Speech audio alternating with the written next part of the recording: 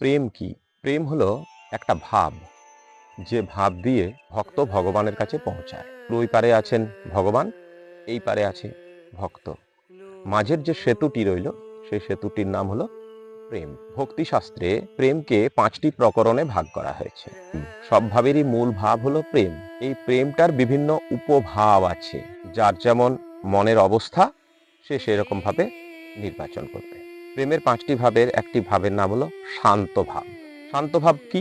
আত্মায় যখন মানুষ স্থিত হয়, যেটাকে আমরা স্থিতপ্রজ্ঞ অবস্থা বলি, সেই ভাবটাই প্রকৃতপক্ষে শান্ত ভাব। পুরাকালে ঋষিদের মধ্যে এই শান্ত ভাবটা খুব বেশি ছিল। কুরুক্ষেত্রের মহাযুদ্ধে আমরা দেখলাম মহর্ষি ব্যাসদেব শান্ত ভাব অবলম্বন করেছেন। যখন সাধক বুঝে যায় যে কি হবে, কি হচ্ছে বা কি হতে চলেছে, এই যে একটা সম্যক ধারণা তার মধ্যে চলে আসে এবং তার অবস্থান কোথায়, এটা যখন সে জেনে যায়, তখন শান্ত ভাবটা আপনা আপনি চলে আসে।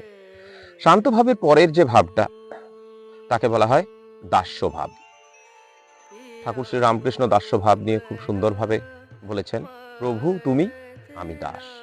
অর্থাৎ এখানে ভক্ত ভগবান বা গুরুর আজ্ঞাবহ হিসেবেই কাজ করবেন।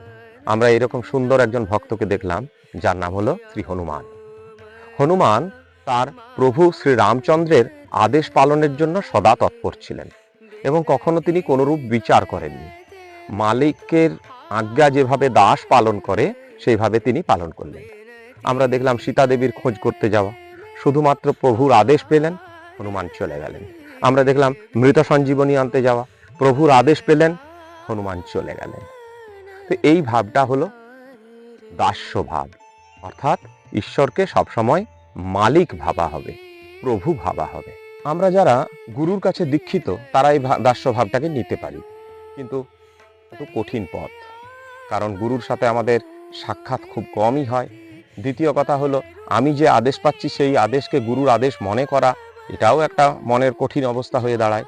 সেজন্য দাস্যভাব ভালো, কিন্তু তুলনামূলক কঠিন। দাস্যভাবের পরে যে ভাবটি থাকে, তার নাম হলো সখ্য ভাব। ভগবানকে বন্ধু ভাবা হয়। শ্রী অর্জুন যেমন ভগবান শ্রীকৃষ্ণকে বন্ধু ভেবেছিলেন, তুমি আমার সখা। দ্রৌপদীর ক্ষেত্রেও তাই দেখেছিলাম, দ্রৌপদী ভগবান শ্রীকৃষ্ণকে বন্ধু ভেবেছিলেন। বন্ধুত্বপূর্ণ ভাবের পরে যে ভাবটি, সেই ভাবটি হলো বাৎসল্য ভাব। অর্থাৎ তুমি মা, আমি সন্তান, আমার মা তংহি তারা। তুমি মা, আমি সন্তান, আমি মায়ের কোলে খাই পড়ি, মা নিয়েছেন আমার ভার। এইটি হলো সন্তান ভাব। বেড়াল ছানা যেমন মাকে ধরে থাকে, ভক্ত এইভাবে তার ইষ্টদেবকে মা জ্ঞান করে ধরে থাকেন এবং এগিয়ে চলেন। এটি হলো সন্তান ভাব। তুলনামূলক এখনো পর্যন্ত যে 4টে ভাব আমরা বিচার করলাম, এর মধ্যে থেকে খুব সহজ ভাব, বলতে পারা যায় সবচাইতে সহজ ভাব হলো সন্তান ভাব। বঙ্গদেশে সন্তান ভাবটার আধিক্য বেশি, তাই এখানে মাতৃসাধকের সংখ্যা বেশি, তাই এখানে আত্মোন্নতির সম্ভাবনাও খুব বেশি।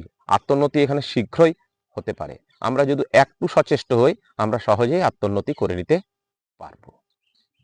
এবারে আসা যাক মধুর ভাবের উপর। সমস্ত ভাবগুলো যেখানে সম্মিলিত হচ্ছে এবং সেই ভাবকে ঊর্ধ্বে নিয়ে চলে যাচ্ছে, এক মহাভাবে নিয়ে চলে যাচ্ছে, সেই ভাবটিকে বলা হচ্ছে মধুর ভাব। মধুর ভাবে সাধকের মধ্যে একটা নিজের অপরিহার্যতা লক্ষ্য করা যাবে। সাধক নিজেকে ভগবানের কাছে অপরিহার্য ভাববে। কি রকম? প্রভুজি তুম চন্দন মে পানি। অর্থাৎ জল ছাড়া চন্দন তৈরি হয় না, জল ছাড়া চন্দন ঘষা যায় না, চন্দনের ঘ্রাণও বেরোয় না। তো সেই জন্য নিজেকে অপরিহার্য করে নিচ্ছেন। আমরা দৈনন্দিন জীবনে যে মধুর ভাব প্রয়োগ করি আমাদের মনের মানুষের প্রতি, আমার প্রাণের মানুষটি, আমার মনের মানুষটি কি খেলো, কি করছে, কি ভাবছে, সবসময় এই বিষয়ে যে একটা যত্নবান থাকা, এটাই হলো মধুর ভাব। প্রেমাস্পদের প্রতি যে মধুর ভাবটা রয়েছে, এই মধুর ভাব আমরা যদি ঈশ্বরের প্রতি অর্পণ করতে পারি, তাহলে আমাদের ঈশ্বর লাভ সহজ হবে। কিন্তু সে অনেক কঠিন পথ, কারণ মধুর ভাবে স্খলন বেশি। মধুর ভাবে তুমি প্রথমে যার প্রেমে পড়লে, তাকে হয়তো মাধব বা কৃষ্ণা বলে প্রথমে সম্বোধন তুমি করলে, কিন্তু শেষ রক্ষা অনেক সময় হয় না। মাধবকে আর শেষ দিন পর্যন্ত মাধব ভাবা যায় না। মাধবকে দৈনন্দিন জীবনে যখন দেখা হয়, সে একটা সাধারণ মানুষ মাত্র, তখন তার সেই মাধব ভাবটা কেটে যায়। ফলে এতদিন ধরে মাধব ভেবে তাকে যে তুমি সাধনা করে এলে, সেটা পুরোটাই এসে একটা জায়গাতে শেষ হয়ে গেল। এই জন্য বলা হয় মধুরভাবে স্খলনের সম্ভাবনা অত্যন্ত বেশি। মধুরভাবে সিদ্ধ হলেন আমাদের শ্রী রাধা, মধুরভাবে সিদ্ধ হলেন আমাদের শ্রীমা শারদা। শ্রীরামকৃষ্ণের প্রতি তার যে ভাব ছিল, যে অপরিহার্যতা ভাব ছিল, সেই ভাবটাতেই তিনি সিদ্ধি লাভ করলেন। তমেব মাতা পিতা তমেব, তমেব বন্ধুশ্চ সখা তমেব, তমেব বিদ্যাম দ্রবিণম তমেব, তমেব সর্বম মম দেব দেব। বাস্তবিক এটাই হলো মধুর ভাব। সমস্ত ভাব যেখানে সম্মিলিত হচ্ছে। আমি স্ত্রী, আমি স্বামীর প্রতি কখনো বন্ধুত্বপূর্ণ ব্যবহার করব, স্বামীকে কখনো সন্তান দৃষ্টিতে দেখব, স্বামীর কাছে আবার কখনো বাৎসল্য ভাব প্রকাশ করব, এই সমস্ত ভাব কখনো বন্ধু। তো এই যে সমস্ত ভাব যেখানে একটা জায়গায় সম্মিলিত হচ্ছে, সেটাই হলো মধুর ভাব। যেজন প্রেমের ভাব বোঝে না, তার সাথে নাই লেনা দেনা। প্রেমের ভাবটি বুঝতে হবে এবং সবটাকেই প্রেম হিসেবে নিতে হবে।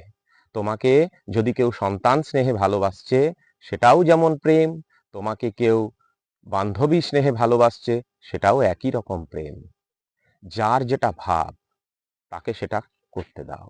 জয় শ্রী রামকৃষ্ণ।